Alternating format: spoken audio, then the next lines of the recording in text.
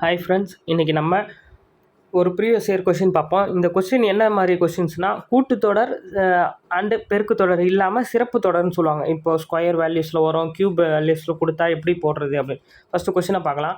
1 cube 2 cube 3 cube plus K cube equal to 44,100. ஓகேங்களா? அடுத்தது இதே இங்கே க்யூப் இருக்குது. அடுத்தது 1 + 2 + 3 ஈக்குவல் கேயின் மதிப்பு. அதாவது க்யூப் பண்ணால் இந்த வேல்யூ வருது, அதாவது 44,100 வருது. கரெக்டாக? அப்போது க்யூப் இல்லாமல் க்யூப் பண்ணாமல் இருந்தால் அதோட கூடுதல் எவ்வளோ இருக்கும் அப்படின்னு கேட்குறேன். ஃபஸ்ட்டு இந்த மாதிரி க்யூப் சீரியஸில் ஒரு தொடர் வருதுன்னா அதுக்கு ஃபார்முலா என்னென்னா n ×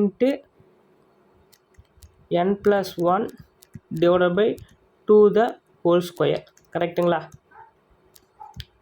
ஈக்குவல் டு தான் அதோட வேல்யூ என்னது? 44,100. ஓகேங்களா?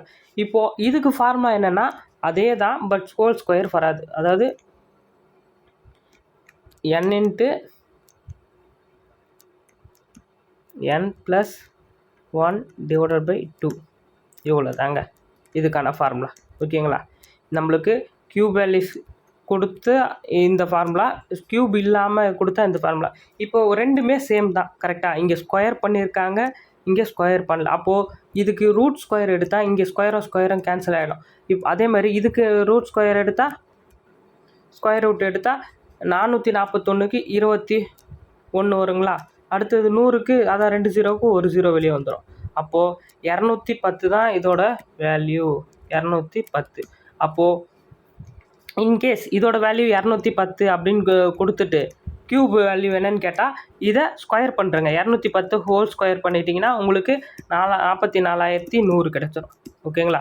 ஆப்ஷன் ஆன்சர் பாருங்கள், ஏதாங்க ஆன்சர். இதெல்லாம் சிம்பிள் இதுங்க. ஃபார்முலா உங்களுக்கு தெரிஞ்சால் மட்டும் போதும். யாருக்குன்னா எனக்கு ஃபார்முலா தெரியாது அப்படின்னா ஃபார்முலாவை நல்லா எழுதி வச்சுங்க. ஓகேங்களா? க்யூப் கொடுத்தா ஸ்கொயரு, க்யூப் கொடுக்கலன்னா நார்மலாக கொடுத்தா n × n + 1 / 2. Okay, thank you. உங்களுக்கு எதனா டவுட்னா கமெண்ட் பண்ணுங்கள், நான் உங்களுக்கு கண்டிப்பாக ரிப்ளை பண்ணுறேன்.